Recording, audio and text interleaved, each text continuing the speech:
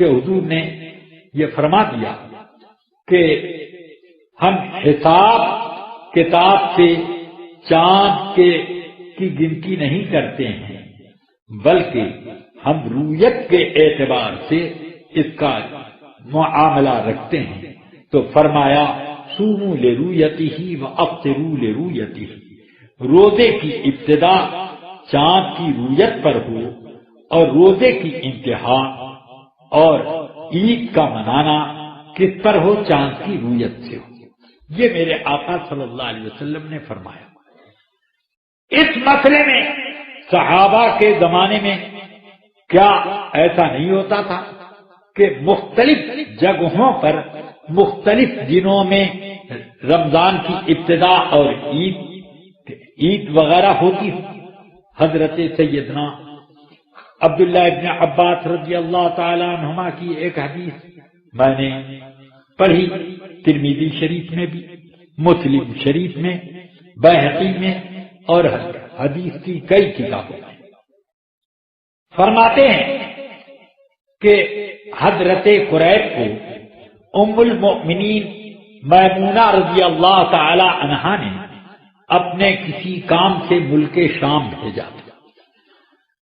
تو جب قریب جو کہ حضرت عبداللہ ابن عباس کے آزاد کردہ غلام ہیں، جب ملک شام سے واپس آئے تو حضرت سیدنا عبداللہ ابن عباس رضی اللہ تعالی عنہما نے ان سے پوچھا کہ تم لوگوں نے کب سے روزہ رکھا؟ کہا کہ ہم لوگوں نے تو جمعے سے روزہ رکھا۔ اچھا، ہم لوگوں نے تو چاند نہیں دیکھا تھا، اس لیے ہم نے سنیچر سے روزہ رکھا، اور ہم اسی اعتبار سے اب اپنے روزے گنیں گے۔ اگر چاند نظر آ گیا 29 دن پر تو ہم عید کریں گے، ورنہ 30 پورے کر کے عید کریں گے۔ تو قریب نے کہا کہ کیا حضرت امیر معاویہ کی رویت پر آپ، یعنی ان کے فیصلے رویت پر آپ عمل نہیں کریں گے؟ انہوں نے کہا نہیں، حضور رسول اکرم صلی اللہ علیہ وسلم نے ہمیں حکم یہی دیا۔ اب ذرا آپ بتائیں، روزہ ایک دن میں شروع ہوا، ایک طرف امیر معاویہ، ایک طرف عبداللہ ابن عباس، ایک دمشق ملک شام اور ایک مدینہ منورہ حجاز، دونوں جگہیں امیر معاویہ کی خلافت میں چل رہی ہیں۔